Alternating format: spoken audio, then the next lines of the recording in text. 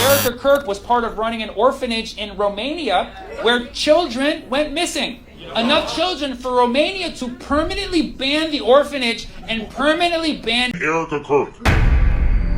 Tonight I found some creepy hidden TikTok videos. Before the video starts, family, I just want to thank all my channel members for the support. If you guys like creepy content like this, remember to like the video, subscribe to the family. Let's go. Allegation of your connection with Jeffrey Epstein?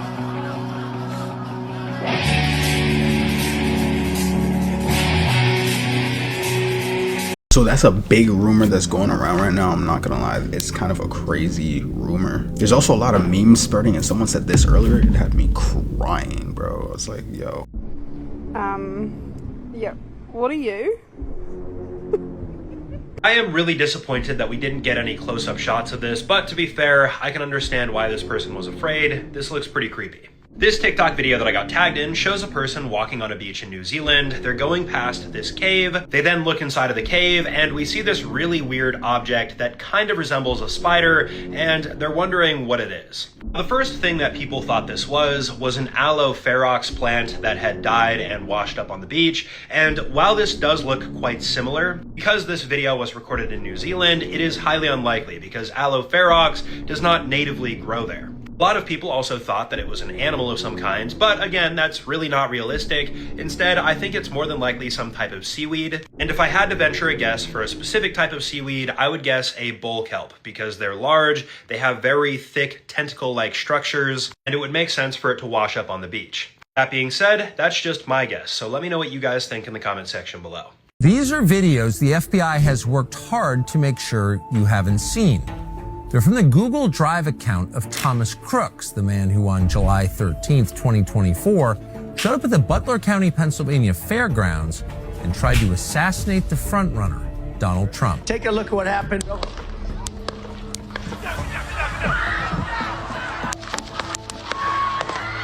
That day, Thomas Crooks came within a quarter inch of destroying this country. And yet, a year and a half later, we still know almost nothing about him or why he did it. That's because, for some reason, the FBI, even the current FBI, doesn't want us to know. The Charlie Kirk's funeral thing, his wife, people are saying she didn't look devastated, fam. Yeah. My husband, Charlie, the one who took his life. That young man, I forgive him. There's a lot of suspicious stuff going on there, because she did she threw up the horns. Yeah, the Illuminati symbol. Yes. Also, she had a Freemason ring or something. Oh, no way. When she was touching Charlie's body, it focused on her hand and she had a Freemason ring on. I love you. I love you. I love you. We don't know for sure. It's just really suspicious. We are so blessed to have more work than we even could ever dream of. I mean, it's beautiful, full steam ahead. I was there from the beginning of all of it.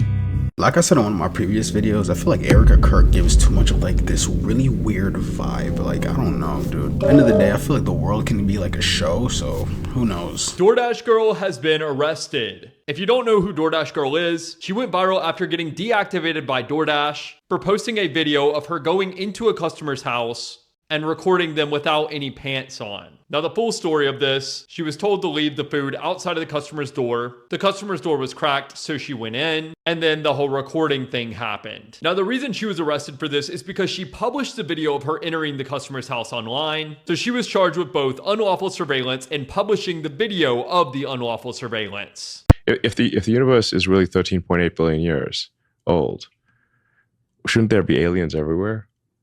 And if not, why not? I think it was Carl Sagan who said that there appear to be there's either a lot of aliens or no aliens, and either one is equally terrifying. Meaning, if there are no aliens, then what we have here is very rare.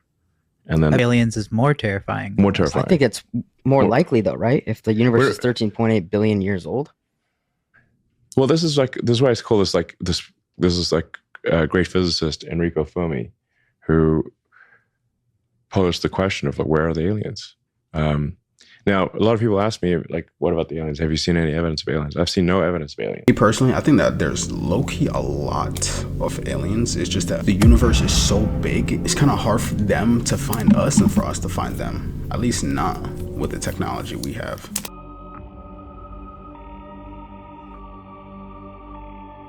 This is 2 days in a row now, guys, that I've covered a video of somebody falling off of a high place, and it's something that could have been avoided. This is a video that went relatively viral about a week ago. In it, these people can be seen walking up a mountain, and at the same time, there's a person in the distance sliding uncontrollably towards the edge of the mountain, and things ended up exactly the way you'd expect here.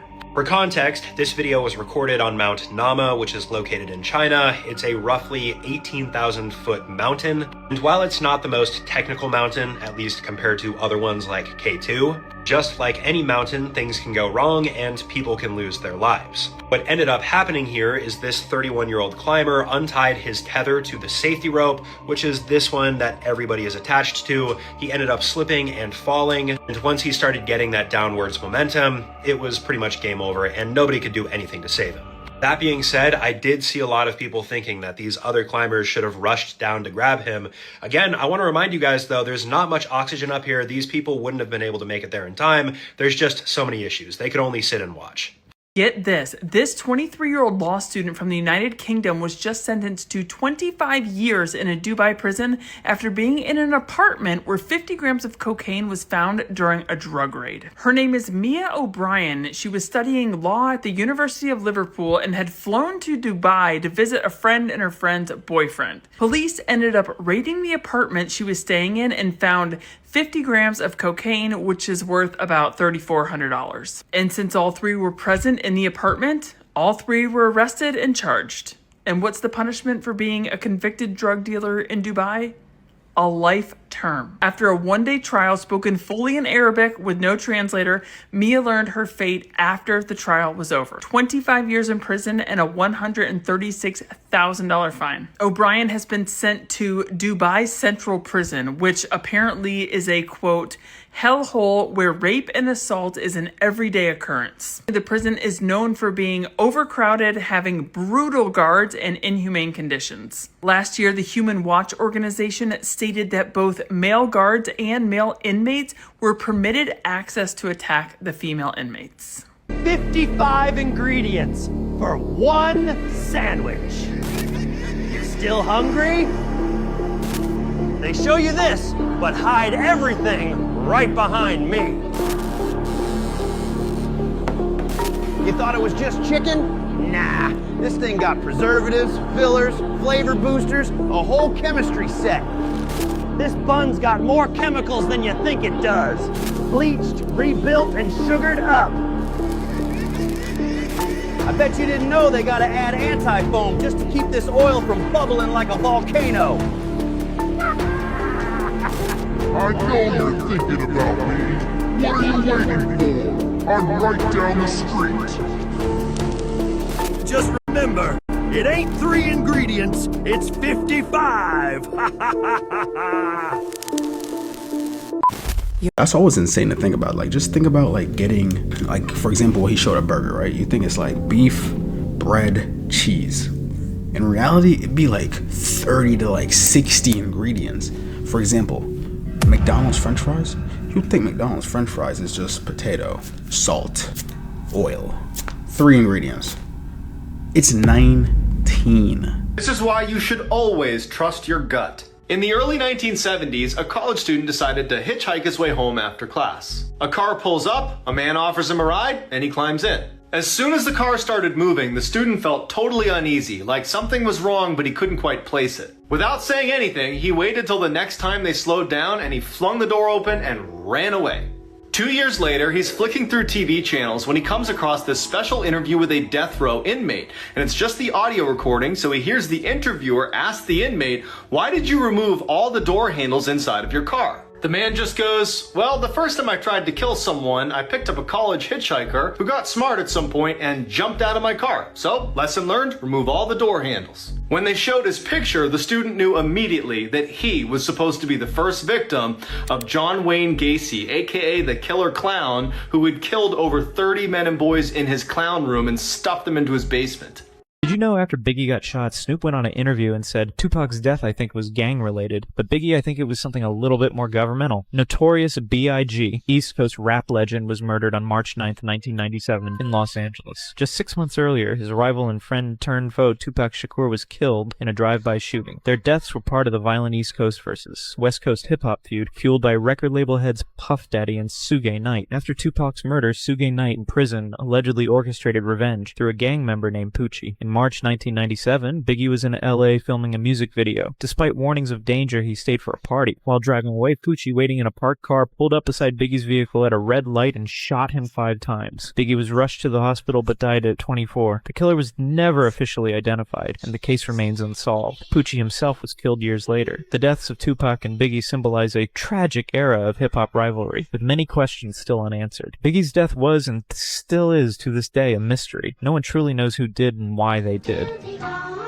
Dude, that whole storyline of Biggie and Tupac was always just so weird to me, that two big icons like that both kind of went out in a similar fashion. Who do y'all think was the better artist at the time? A lot of people have their own opinions, so let me know. Do you think Biggie or Tupac? Of Sergeant Tyler Zeigel with his new wife taken on their wedding day, October 2006. You could see she looks scared, distraught, not happy, ends up divorcing him a year later. The VA then basically abandoned Sergeant Zeigel, who, of course, because of his injuries, can't really work, and tragically he passes away a few years later due to drug and alcohol abuse. And for what? Like, what did we get out of sending a promising young man like Tyler to basically die in a war that we were lied into? Look, it's one thing to defend your country against foreign invaders. I'm all for protecting America. But this war with Iran has nothing to do with America and everything to do with Israel. With regard to your question about the influence of Israel and the lobby on the United States, the influence of the lobby in the United States is awesome. There's just no question about that. This is a war for Israel. Basically, the Israel firsters trump the American firsters. I'm telling you, if we stay in bed with Israel, it will be the end of the United States as we know it.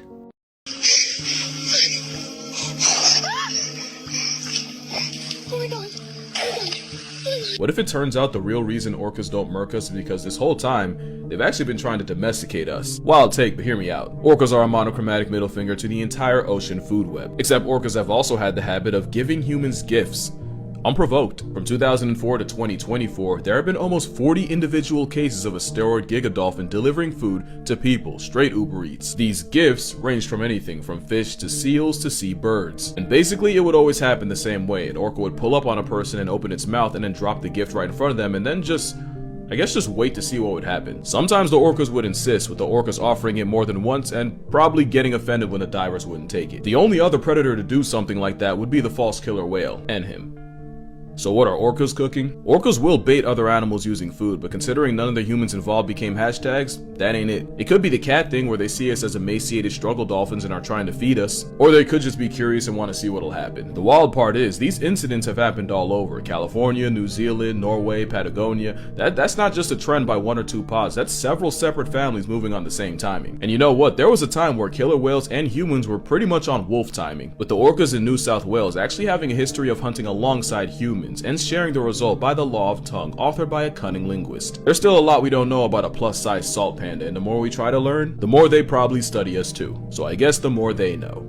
Dude, in a way, orca-human cooperation seems so fire. If we could get orcas to be on the same timing like we have with our dogs, bro, human species would take over the whole planet, I swear to God. This mom hunted down cartel members who kidnapped and her 20-year-old daughter. Oh damn, she like Liam Neeson with it. So this started in 2012 in Mexico, and it was about this mom named Miriam Martinez. That same year in 2012, her daughter one day just didn't come home because she was kidnapped by the cartel. Her and her family paid for the ransom to basically try to get their daughter back, and they still didn't bring her back. She even met up with some of the members to try to negotiate getting her daughter back. In 2014, sadly enough, she ends up finding her own daughter's remains. Damn. Yeah, like police end up letting her know that, yeah, we found your daughter and she passed. For the next couple years, this lady takes it upon herself to get all of these dudes. Where Really? She made a hit list. Bro, pretty much. She was disguising herself as different people so she would be able to get like intel and where these guys are gonna be at and all these other things. And she was doing that for years where they wouldn't even know she was there. Throughout the next like 3 years, she ends up getting about 10 of these guys, and pretty much majority of the dudes that had anything to do with her daughter's death, they all went down. Wow. Yeah, pretty much all the guys that were involved with her daughter's death.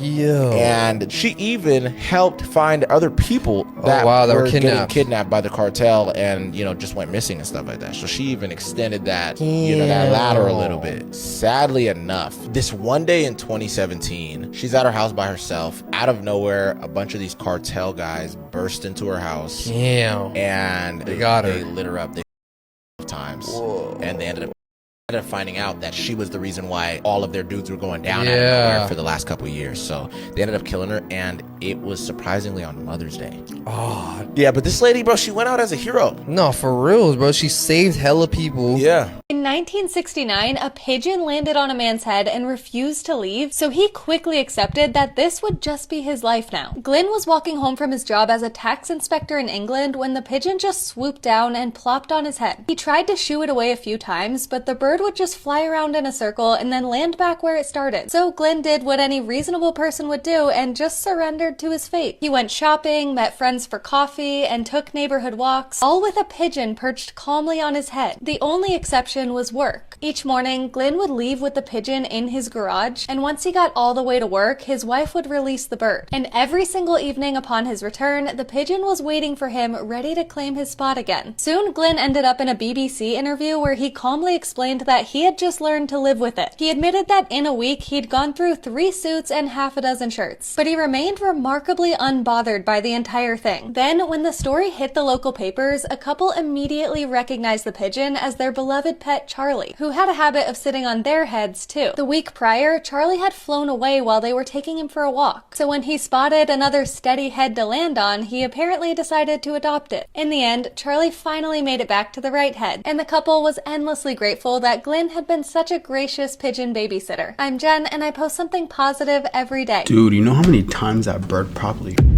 that dude's head or on his clothes? Like, ew. Erica Kirk knew Trump before she knew Charlie. She actually won Trump's Miss Arizona pageant. Her parents are both from a military intelligence family. Her dad did Raytheon arms deals with Israel, probably unrelated. And Erica Kirk was part of running an orphanage in Romania where children went missing. Enough children for Romania to permanently ban the orphanage and permanently ban Erica Kirk. Do you know how f***ed up you gotta be to get banned in Romania? Andrew Tate is the mayor there. You really gotta push some boundaries. Mind you, this is when Epstein was still active, so I'll let you connect the dots. By the way, I'm not suicidal. For the record, I am quite happy, okay? You heard it here. But the weirdest thing about Erica Kirk, she met Charlie Kirk, not on Christian Mingle. She went in to interview at his company, Turning Point USA. He said that he fell in love right away. Now, 4 years later, he's dead. And she has now inherited Turning Point USA. She's doing podcasts on it too. Like, I'm so excited. Like, to my future wife, please wait 2 months after I die before doing a podcast. 3 months if it's my own. Come on. When you look at how fast she moved on, and then you look at how it started and how it ended, how it started was not romance. How it started was her going in for a job, and how it ended was her getting a promotion. So I'm just saying. It was probably Tyler. You see that video of Diddy and Nipsey Hussle? What? No. There's a video, Diddy, Nipsey Hussle, and Nipsey's girlfriend all listening to music I think Nipsey made. Okay. And they're in the studio. Nipsey, he's clapping along like this. Yeah. Because he's proud of his work. And then Diddy, he tries to alpha him. He's like, nah, you better stop clapping. Just to be the alpha. No, for no reason. Cool, I'ma teach myself, make my first meal on my own. I don't need your help. All black, yo. We gotta go back to the break. We gonna go back to the break. I'm gonna clap all night. Yeah, I would. Find me out different place. The spoke by door, the infiltration. Double back, double lace. Lord, I cracked you out.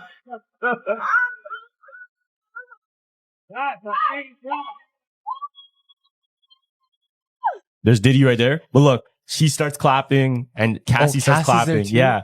So he can't do anything now. But he obviously gets pissed. Nipsey was obviously lined up by somebody before. People are saying anytime somebody's disrespected Diddy, something happens to them. Damn. And it just so happens. Yeah. Don't tell me about shit. Whatever I want, I get. Whatever I want, I fucking get. Someone better tell Diddy to chill the hell out, bro. I don't know. I feel like that was a stretch. I don't think anything there was too offensive. I think Diddy was just trying to be like, you know what I'm saying, try to joke around, in my opinion. But I don't think Diddy got Nipsey killed. In the world. Michael and I Think that the country will see the United States will see the first gay president or the first woman president? We already have it with Obama, so let's just calm down. Got it. You know Michelle is a trans. I'm sorry, she's a what? A transgender. We all know. Oh my gosh. Oh gosh. It's okay. Does anything scare him? You know, well, when Michelle's mad, Michelle's mad. With my husband Michael and hold hands. It's like a whole new world for me. Just walking and holding hands. With my husband Michael and hold hands. You are being a role model for dealing with a child that's transgender. Absolutely. And that's, you know, that warms my heart, particularly as a Black man. You know, would you care to share that journey of? Well,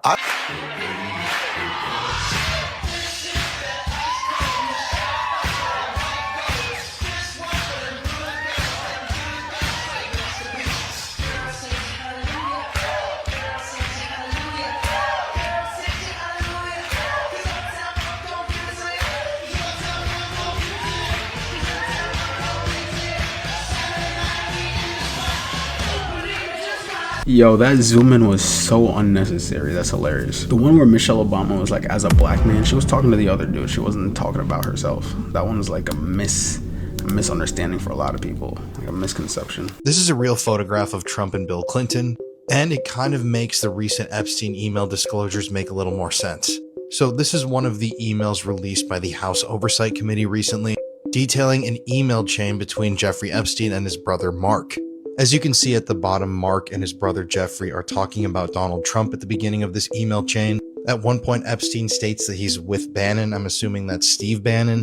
And then Mark Epstein, Jeffrey's brother, emails him and says, ask him if Putin still has the photos of Trump blowing Bubba. If you don't know, Bubba is a very common nickname for former US President Bill Clinton, who Trump claims publicly that he hates, but who he has had a very close personal friendship with in the past. And I don't know about you, but I don't typically just grab my friends on the crotch. This is definitely a strange photo. If you even check out the top of that email chain, there's another weird message. And Mark Epstein, Jeffrey's brother, emails him saying, you and your boy Donnie can make a remake of the movie Get Hard. Now, could this possibly be true? Could there potentially be photos of Donald Trump blowing Bubba, aka Bill Clinton? Obviously, I do not have the answers, but this is an official piece of information released by the US government, and this rabbit hole goes extremely deep. I talk about this stuff all the time on my channel, The Conspiracy Files, which you can listen to as a podcast. I've done hour-and-a-half-long deep dives on Trump and Epstein and Clinton and Epstein recently, so if you want to learn more about this deep, dark rabbit hole, please, I encourage you to go check those out. Did Erica Kirk just accidentally expose TPUSA for lying? How did you find out Charlie had been shot? Was at my mom's doctor's appointment. I put my phone down and it was on silent, so I had no reason to look back at it. I moved my mom. I went back to grab my phone, and that's when Mikey started calling me. Called me within seconds. She said that Mikey called her within seconds, which does line up with this clip of Mikey McCoy, Charlie Kirk's chief of staff, picking up his phone as soon as Charlie was shot. We talked about this a couple weeks ago and about how bizarre and weird it was, his reaction, not running, not jumping to Charlie's aid, but instead making an immediate phone call, kind of like he knew that things were about to go down. Not saying he did, but that's what it looked like. And this led to the TPUSA folks responding, saying, no, Mikey was actually not on the phone. they're alleging that he was on the phone immediately. He was not. He was taking social videos, which he would send to our group chat, which we would then put on Charlie's social while the event was happening, so you could see like the crowd come in or his interactions. And we were only 2 questions into this event, so he was still getting it out to all the chats he needed to do, which he did at every event. He turns around and it was so blaringly loud, I'm told. You would know this better than I, but this is what I'm told. It was so blaringly loud and he was so shell-shocked. He put his fingers in his ear, but his phone was still in his hand. Okay, so now we have 2 different sides of the story. Erica says that Mikey called her within seconds, but Andrew Colvett here says that Mikey was not on his phone, but rather just putting his hands up to cover his ears from the loud noise. Some may see this as a small detail, a potential small lie, but what I'll say to that is people who tell small lies also tend to tell bigger lies at some point. So Mikey, we're gonna wanna see that call log. This is probably the worst way that a person went out. It is my true nightmare. So this happened in 2002 in New York. It happened to this guy named Sean Doyle. He was a bartender out there in New York. He was out there hanging out with his friend, Michael Wright, and his girlfriend. So they're all out and they're drinking together. And I guess after they ended up going and getting drinks, they all go out to the street. They're walking up the street. This guy, Sean, he pretty much ends up getting into this big argument with Michael. Michael believed that Sean was trying to flirt with his girlfriend to the point where they start tussling. Michael ends up pushing this dude, Sean, on the street. Sean falls down, and Michael didn't realize that there was an open manhole right next to where he pushed him. And this dude, Sean, falls all the way down the manhole, bro. Really? Yeah, so he falls down there, but he survives the drop. Oh, shit. There was a steam tunnel down there that pretty much was broken. It was just shooting a bunch of hot steam that was over 300 degrees Fahrenheit. Cooked him. They ended up trying to call for help, and a bunch of people came through, and nobody could help him because the degrees were so hot they couldn't even get close to him. Can't do anything about it. So after 4 hours, eventually you just stop hearing him scream. They ended up going and, firefighters ended up taking his body out. The way they described this guy is absolutely insane. They said that this guy's skin literally was melted off. Like, it literally was peeled off. His belt fused to his waist. And then also they said his organs and everything literally got fully steamed like a lobster. And he was alive the whole time. Oh my God. As he was getting cooked alive, bro. Okay, you need to genuinely ask yourself what the odds are that Kate Middleton, when presenting her newborn to the world, dresses up exactly like the actress in the movie Rosemary's Baby. But do you know what happened in the movie Rosemary's Baby? In this film, Rosemary is impregnated by a member of a satanic cult and gives birth to the Antichrist.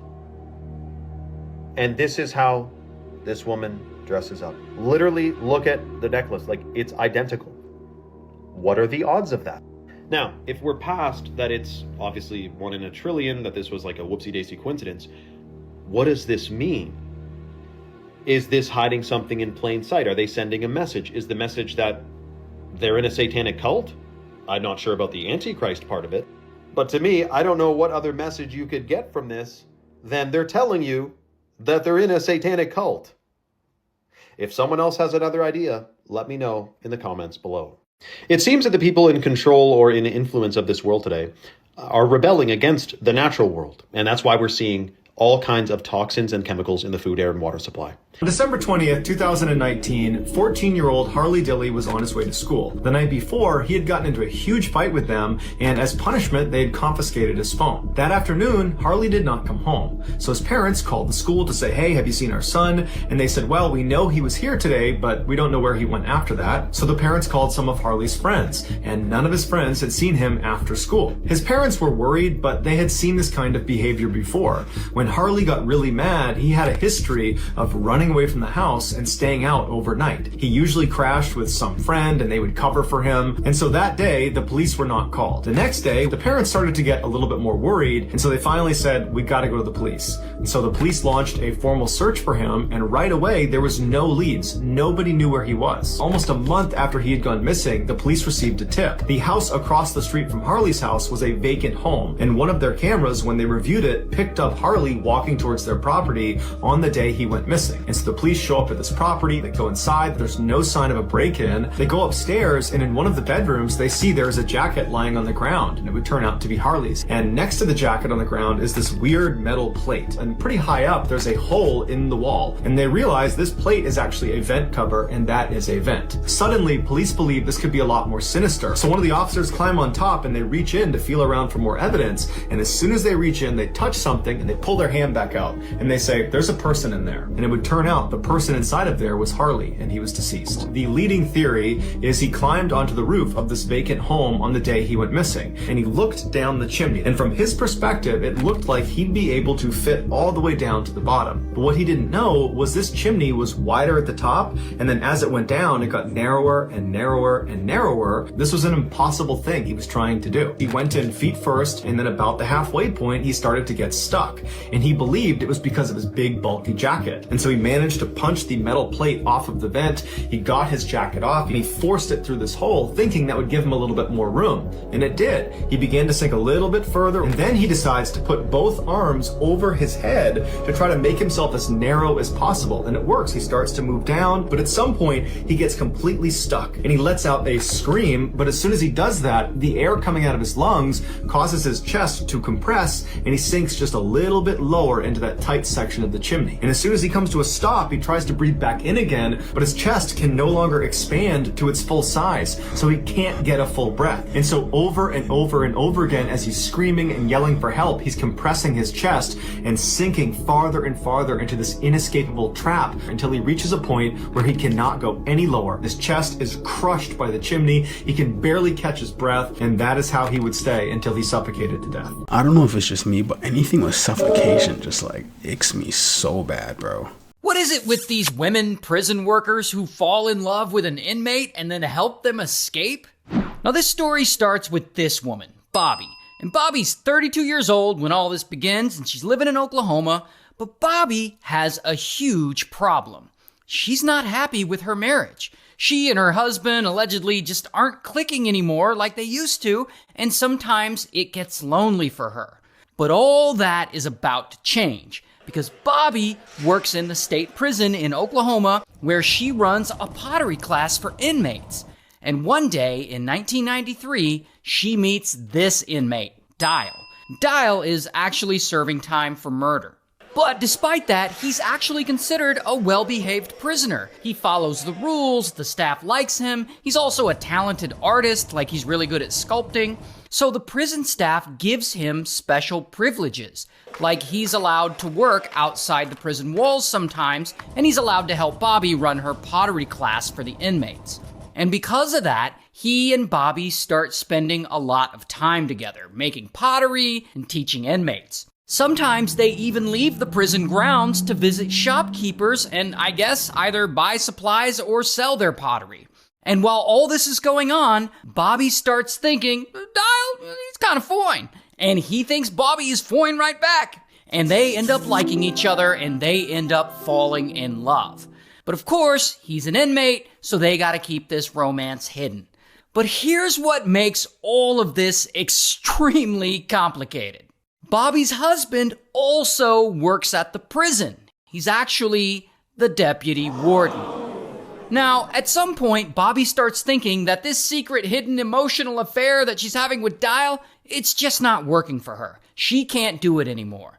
But instead of ending the relationship, she decides to help Dial escape from this prison so that they can run away together and, I guess, live on the run for the rest of their lives? I don't really know what their plan is. So, some time passes, and it's now 1994, and the big day finally comes. The day they're going to attempt this escape. And Bobby tells her deputy warden husband that she's leaving to go shopping, and she leaves. Then she takes their minivan and I guess picks up Dial, and together they just drive off the prison grounds. And since this is not the first time she and Dial have left the prison together, I assume the guards think that they're just going to the shops to sell some pottery or something, and they let them pass by. So Bobby abandons her job, her husband, and her 2 kids, because she's got 2 kids at home. And she and her convicted murderer inmate lover flee the state, and they travel from Oklahoma all the way down to Texas. Meanwhile, back at the prison, the deputy warden husband, he eventually realizes that not only is his wife missing, but Dial the inmate is also missing, and that they're together. So he calls the police, and they start investigating. But they all assume that not that they ran away together, but that Dial had kidnapped Bobby and used her to escape. So they start looking for them, and there's this whole manhunt, and they place Dial on the FBI's most wanted list, but by now, Dial and Bobby are in Hurst, Texas. And there, they stop at a local store, and Bobby calls, not her husband, but her mom, and she's like, "Hey mom, I can't talk now, but I'm okay." Then later, she calls one of her friends, and she tells her the same thing. She's like, "I want you to call home and tell the kids that I love them." And I guess the friend's like, okay. So Bobby never directly calls her husband or her daughters. Anyway, after that, she and Dial keep driving until they get to Houston. And there, they settle down. And Dial, somehow he gets a job as a security guard because I guess they don't do background checks at this place. But apparently, these two don't feel safe in Houston because they don't stay there for long. So they move again. They move a few times, actually. And finally, they end up in Kamptee, Texas, which is literally in the middle of nowhere. Like, it's nothing but a few dirt roads out there. But there, they change their names, and they both land a job at this local chicken farm, earning like $500 a week. And they start building a life there. They live in this trailer home, and they start going to church regularly. They're doing everything to act like any normal couple. Although they mostly avoid close interactions with other people, they kind of just keep to themselves. And this goes on for years, and no one at work or at the church appears to suspect anything. Then, around 2001, someone writes a book about their escape, and it gets published. And Dial picks himself up a copy, he takes it home, and he reads it. Now, this book portrays Dial as a kidnapper. It claims that he kidnapped Bobby. So Dial, he gets all mad, and he somehow gets the author's contact info, and he calls him to try and correct the record and say, no, she came with me willingly. Plus, he tells the author that he and Bobby are happy and that they're doing okay. Then he even puts Bobby on the line to say hi. And now, of course, this author immediately reports this call to the police, and police investigate it, but nothing comes of it since police don't know where this call was actually coming from. So anyway, more years pass, and they keep living incognito working on this chicken farm. But then, in 2004, something terrible happens. Dial actually has a heart attack, and he ends up in the hospital. And Bobby, she stays home, and she's apparently devastated by this. She even writes him a love letter about how much she misses him. Now, he eventually recovers, and they go back to their normal chicken farm life. So it seems like they're just gonna keep up this life on the run forever, and police are never going to bust them. Until it's 2005, which means they've been on the run, living together for 11 years. And around this time, the TV show America's Most Wanted airs an episode talking about the Dial and Bobby prison escape. Then someone in Texas, who I guess lives near Dial, sees his picture on the America's Most Wanted TV show website, and they go, "Wait a minute, that's my neighbor." And so this person calls the police, and soon enough, a whole lot of sheriff's deputies show up, and they surround the chicken farm. And so, bam, Dial is arrested. Here's his mugshot. And of course, they take Bobby into custody because they got a whole lot of questions for her. Now, when they question her, she starts claiming that she's not in a relationship with Dial, that he actually forced her to help him escape at knife point, and that he kept her prisoner for 11 years. Then, when they question Dial, he sticks up for her. He says, "Yeah, don't blame her, blame me. I kidnapped her and held her captive for 11 years. So it seems like they coordinated this response, that if they ever got caught, they would blame it all on him so that she wouldn't have to go to prison like he has to. But here's the thing. The feds, they're not buying this whole story. They think Bobby was in love with Dial and that she was in on his escape. Partly because when they searched Bobby and Dial's trailer, they found the love letter she wrote him. They also found cards that they exchanged. They also found a box of condoms. They also found a sex toy. Not to mention, there were 2 bedrooms in the trailer, but only one of them was being used. Also, when he had a heart attack and was in the hospital, she could have just left and escaped, but she didn't. So eventually, they charge Bobby with helping him escape incarceration, and she goes to trial, and she's found guilty, and she's sentenced to 1 year in prison. While Dial, he takes a plea deal for the escape, and he's sentenced to 7 years in prison on top of his original sentence. If you ask me, bro, 1 year in prison, yeah, she got off really light. She got off really light for that. But my biggest concern was, what did her daughters think? Because she left the daughters when they were young. I'm guessing around ages 8 to 11. So it took her 11 years of being missing. So by then their daughters were between 18 to 22. So I wonder what they thought when their mom was just hiding out with some dude a couple of hours away from them and not communicating with them or nothing. Thank you all for watching this here video.